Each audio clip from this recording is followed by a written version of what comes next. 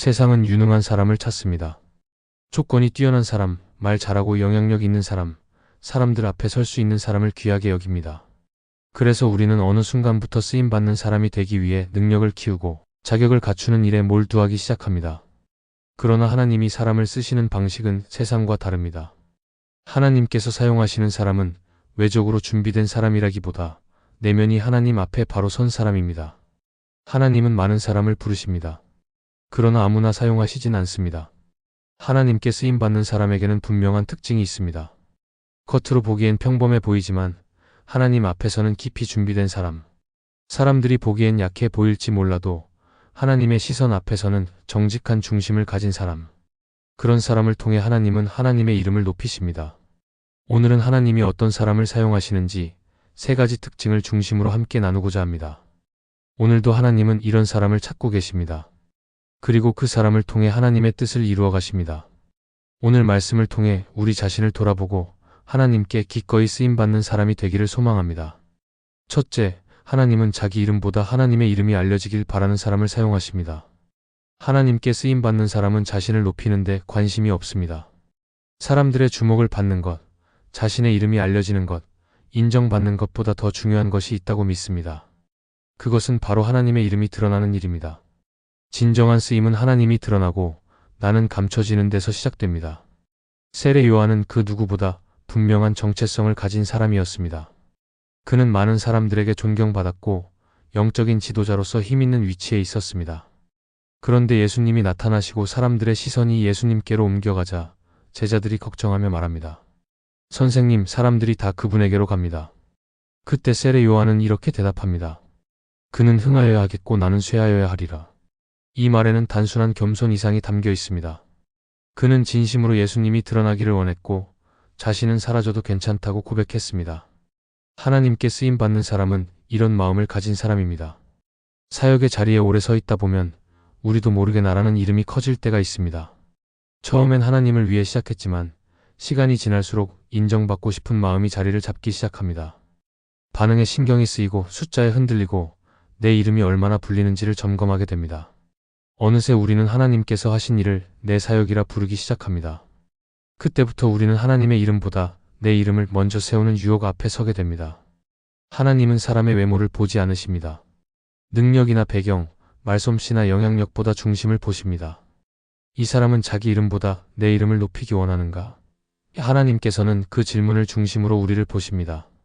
그래서 진정으로 쓰임받는 사람은 자기를 내세우지 않고 자기 자랑 대신 하나님을 증거합니다. 자기가 했다고 말하기보다 하나님께서 하셨다고 고백합니다. 어떤 일이 잘 되었을 때도 제가 기도 많이 했습니다가 아니라 하나님이 일하셨습니다 라고 말할 수 있는 사람입니다. 어떤 이들은 이렇게 말합니다. 하나님이 드러나면 결국 나도 알려지는 것 아닌가요? 틀린 말은 아닐 수 있습니다. 그러나 하나님께 쓰임받는 사람은 자신의 이름이 알려지는 것에 의미를 두지 않습니다. 드러나든 감춰지든 이름이 불리든 잊히든 하나님이 영광 받으신다면 그걸로 충분하다고 고백합니다. 세상은 이름을 남기기 위해 살지만 하나님이 사용하시는 사람은 자신의 이름이 지워지는 것을 두려워하지 않습니다. 또한 하나님은 때때로 자신의 이름을 숨기는 사람에게 오히려 더 큰 영향력을 주십니다. 감추어진 자리에서 충성한 사람을 드러내시고 드러나기를 원치 않는 사람을 통해 하나님의 이름을 더 빛나게 하십니다. 왜냐하면 그 사람은 그 영광을 하나님께로 되돌릴 준비가 되어 있기 때문입니다. 혹시 우리는 지금 어떤 이름을 위해 살아가고 있습니까? 이 사역, 이 헌신, 이 선택이 결국 나를 위한 것이 아닌지 조용히 하나님 앞에 물어봐야 합니다.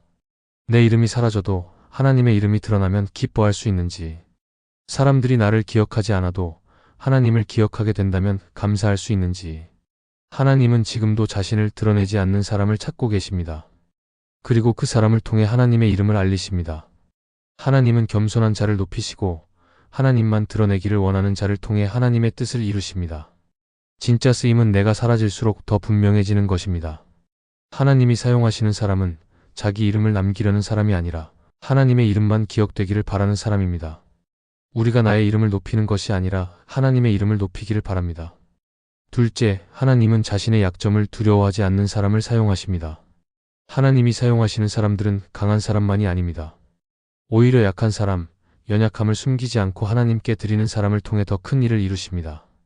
중요한 것은 약점이 있느냐 없느냐가 아닙니다.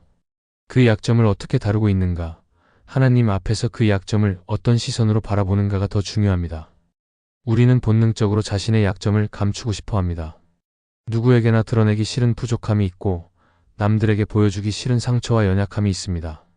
그래서 사람들 앞에서는 괜찮은 척, 잘하고 있는 척, 문제없는 척 살아가곤 합니다. 그러나 하나님이 쓰시는 사람은 그 약점을 포장하지 않습니다. 감추기보다 드러내고 덮기보다 하나님께 가져갑니다. 자신의 약점을 통해 하나님의 은혜가 드러나기를 소망합니다. 사도 바울은 자신에게 주어진 육체의 가시가 있었음을 고백했습니다. 그는 그것이 너무 괴로워서 3번이나 하나님께 제거해 달라고 간구했습니다. 그러나 하나님은 이렇게 응답하셨습니다. 내 은혜가 내게 족하다.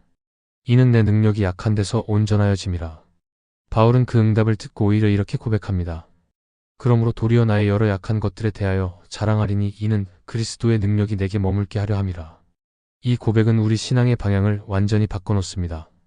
약점을 숨기는 것이 아니라 그 약점 위에 하나님의 능력이 임하는 것을 믿는 것입니다. 약점이 있기 때문에 하나님이 함께 하시고 부족하기 때문에 하나님의 도우심을 날마다 구하게 되는 것입니다. 약점은 무능의 상징이 아니라 하나님의 능력이 머무는 자리입니다. 하나님께 쓰임받기 원하는 사람은 약점에 대해서 이렇게 고백할 수 있어야 합니다. 제가 부족합니다.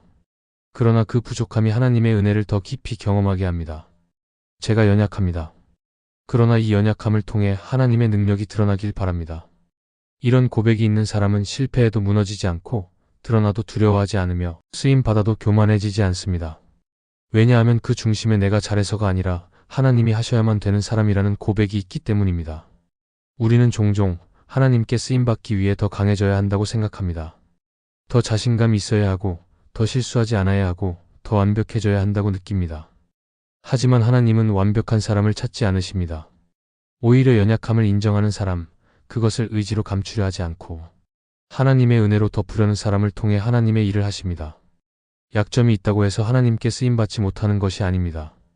문제는 그 약점을 어떻게 다루느냐입니다. 사람들 앞에서는 감추고 싶겠지만 하나님 앞에서는 솔직해야 합니다. 그분은 우리가 얼마나 강한지를 보고 계시지 않습니다. 오히려 우리가 얼마나 솔직하게 약함을 드릴 수 있는지를 보고 계십니다. 혹시 지금 약함 때문에 두려우신가요? 무능하게 느껴지는 모습 때문에 하나님의 일 앞에 주저하고 계신가요? 그렇다면 기억하십시오. 하나님의 능력은 약한 데서 온전해집니다. 하나님은 강해서 쓰시는 것이 아니라 약함 속에 머무르시는 분입니다. 하나님은 약점을 드러낸 사람을 부끄러워하지 않으십니다. 오히려 그 사람을 통해 하나님의 이름을 높이십니다. 하나님이 사용하시는 사람은 약점을 부끄러워하지 않고 그 약점이 하나님의 능력을 드러낼 통로가 되기를 기대하는 사람입니다. 그 사람을 통해 하나님은 자신의 능력을 드러내시고 은혜의 깊이를 증거하십니다. 우리가 나의 약점보다 크신 하나님을 의지하기를 바랍니다. 셋째, 하나님은 모든 사역의 시작과 끝에 자신을 지우는 사람을 사용하십니다. 사역이란 하나님이 우리에게 맡기신 일입니다. 하지만 그 일을 감당하다 보면 어느 순간 사역이 하나님의 일이 아니라 나의 일이 되는 순간이 찾아오기도 합니다. 처음에는 하나님의 뜻을 따라 시작했지만 시간이 지나면서 그 중심에 하나님이 아니라 나라는 존재가 자리 잡는 것입니다. 내가 얼마나 수고했는지, 내가 얼마나 헌신했는지, 사람들이 나를 어떻게 평가하는지에 마음이 기울어지기 시작합니다. 사역의 자리에 오래 서 있다 보면 자기도 모르게 자신의 이름이 드러나길 바라는 마음이 자라납니다. 이 일은 내가 시작한 거야. 이 사역은 내가 없으면 안 돼. 내가 이만큼 해냈어라는 생각들이 자연스럽게 올라옵니다. 누군가 칭찬해주면 뿌듯하고 인정받지 못하면 서운한 감정이 생기곤 합니다. 사역이라는 이름 안에 하나님보다 나가 더 깊이 스며들기 시작하는 것입니다. 하지만 하나님이 사용하시는 사람은 이 흐름을 경계합니다. 사역의 출발점에서부터 하나님, 이 일이 제 일이 아니라 주님의 일입니다. 라고 고백하고 사역이 끝난 자리에서도 하나님, 제가 했지만 결국 주님이 하셨습니다. 라고 물러서는 사람입니다. 시작부터 자신을 지우고 끝날 때도 자신을 지우는 사람. 그런 사람을 하나님은 기뻐하시며 더 깊은 일로 이끄십니다. 사도 바울은 수많은 사역을 했지만 결코 자신을 중심에 세우지 않았습니다. 오히려 고린도전서 3장에서 이렇게 고백합니다. 나는 심었고 아볼로는 물을 주었으되 오직 하나님께서 자라나게 하셨나니. 그는 자신이 얼마나 헌신했는지를 말하지 않았습니다. 사람들의 시선이 자신에게 향할 때마다 이 모든 건 하나님이 하신 일이라고 방향을 돌렸습니다. 바울의 사역에는 항상 하나님이 주인이셨습니다. 바울은 도구일 뿐이었습니다. 우리도 이 고백을 지켜가야 합니다. 특별한 결과가 나오지 않아도, 사람들이 칭찬하지 않아도, 내가 수고한 흔적이 남지 않아도 하나님이 하셨습니다. 라는 고백으로 사역을 마무리할 수 있다면 그것이 진짜 쓰임받은 흔적입니다. 하나님은 이런 마음을 귀히 여기십니다. 자신을 드러내지 않고 주님의 뜻만 이루어지길 바라는 사람, 이름보다 하나님의 영광이 남기를 원하는 사람, 사역의 자리가 커질수록 그 자리에 더 많이 드러나는 이름이 하나님이어야 합니다. 내가 아니라 하나님이 중심이 되고 내 경험보다 하나님의 뜻이 앞서고 내 능력보다 하나님의 은혜가 증거되어야 합니다. 그렇게 사역의 모든 중심이 하나님께 향할 때 그 사역은 하나님이 기뻐하시는 사역이 됩니다. 하나님은 지금도 이 질문을 던지십니다. 너는 왜 일을 하니? 사람들의 칭찬을 바라니? 나의 영광을 구하니? 너의 이름이 남기를 원하니? 나의 이름이 높아지기를 바라니? 이 질문 앞에서 겸손하게 답할 수 있는 사람, 그 마음속 중심을 지킬 수 있는 사람, 하나님은 그 사람을 통해 하나님의 일을 이루십니다. 어떤 사역이든 어떤 모양이든 그 시작과 끝에 하나님만 드러나기를 바라는 마음이 있다면 하나님은 반드시 그 사람을 통해 하나님의 이름을 높이십니다. 하나님이 사용하시는 사람은 모든 사역의 시작과 끝에 자신을 지우고 하나님만 남기기를 소원하는 사람입니다. 내가 사라지고 하나님만 빛나는 그 자리, 바로 그곳이 하나님께 쓰임받는 자리입니다. 하나님께 쓰임받는 삶은 단순히 큰 일을 맡는 것이 아닙니다. 어떤 일을 하든 그 중심에 하나님을 두고 살아가는 사람을 하나님은 기쁘게 사용하십니다. 오늘 우리가 살펴본 세 가지 특징은 모두 나가 아닌 하나님을 드러내는 삶과 연결되어 있습니다. 모든 것은 결국 하나님 앞에 바로 서 있는 중심에서 비롯되어야 합니다. 하나님은 사람의 실력이나 성과를 먼저 보시지 않습니다. 그분은 지금도 마음을 찾고 계십니다. 드러나기를 원하지 않고 자기 자리를 주장하지 않고 하나님께 영광을 돌릴 준비가 되어 있는 사람을 찾고 계십니다. 세상은 성공을 기준으로 사람을 평가하지만 하나님은 중심을 기준으로 사람을 사용하십니다. 우리는 지금 무엇을 위해 살아가고 있습니까? 누구의 이름을 높이기를 원하고 있습니까? 하나님의 이름이 내 삶을 통해 드러나고 그분의 능력이 내 약함을 통해 나타나고 나의 사역 속에서 하나님만이 남게 되기를 소망하십니까? 하나님이 사용하시는 사람은 특별한 사람이 아닙니다. 다만 중심을 하나님께 드린 사람, 나를 내려놓고 하나님을 높이기 원하는 사람입니다. 하나님은 지금도 그런 사람을 찾고 계십니다.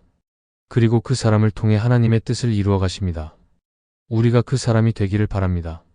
이 영상이 은혜가 되셨다면 좋아요와 구독을 눌러주시면 감사하겠습니다. 여러분이 눌러주시는 좋아요는 이 영상을 더욱 많은 크리스찬들이 보게 하는 은혜의 통로가 될 것입니다. 또한 이 영상이 은혜가 되었다면 채널을 구독해 주시면 감사하겠습니다.